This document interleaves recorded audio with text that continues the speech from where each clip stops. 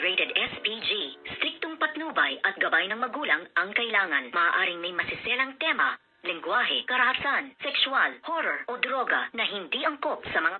Good morning and welcome sa aking munting channel. Kinumpronta na nga nitong si Ina, itong ang si Joanna dahil nga sa nakita niya ang CCTV footage kung paano nga pinagtangkaang sagasaan nitong si Joanna ang kapatid ni Inang, si Nono. Kaya't dito nga ay nang kausapin niya ito ay nagmayabang pa at nagmatigas pa na para bang inosente na walang kaalam-alam itong ang si Joanna kung umasta.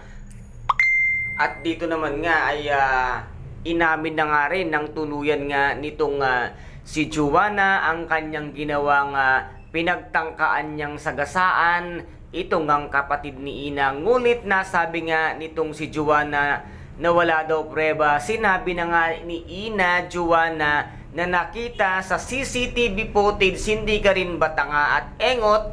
Nakita na nga, hindi pa ba malaking prueba ang nakita sa CCTV ang muntik mo ng sagasaan si Nonong. Huwag kang magpakatanga dahil matalino ka naman. Alam mo sa sarili mo ang sinasabi ni Ina na siya ang totoo at huwag mo siya ngayong baliktarin na kasalanan pa niya dahil ikaw mismo sa galit mo sa sarili mo nagawa mong manakit ng kapwa mo tao at bati ang batang walang kamuwangwang sa mundo ay tinangka mong patayin ng kanyang buhay. At dito naman ay akala mo pa kung sino ang umasta itong ang si Joanna na alam naman niya sa kanyang sarili ang kanyang kasinungalingan at ang kanyang kasamaan. Kung kaya't dito naman ay hindi rin halos nakumbinsi na nga itong si Ina.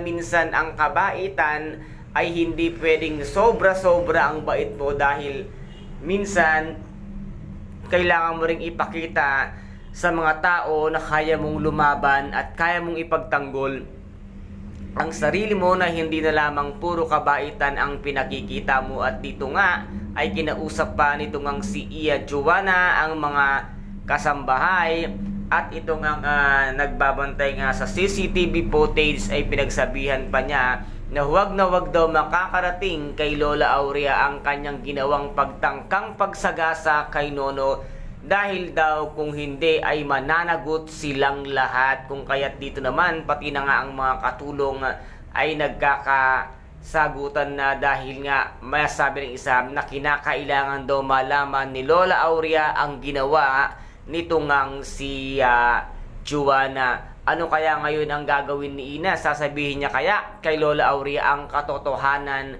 na ito ngang si Joanna ang siyang nagtangkang sumagasa sa kanyang nag-iisang kapatid na si Nono. Kaya guys, ito po ang ating abangan dito nga sa Shining Inheritance. Kung nagustuhan po ninyo ang aking videos for today, paki-subscribe na lamang po ng aking channel, paki-like and share para maging update kayo sa lahat ng gagawin kong videos.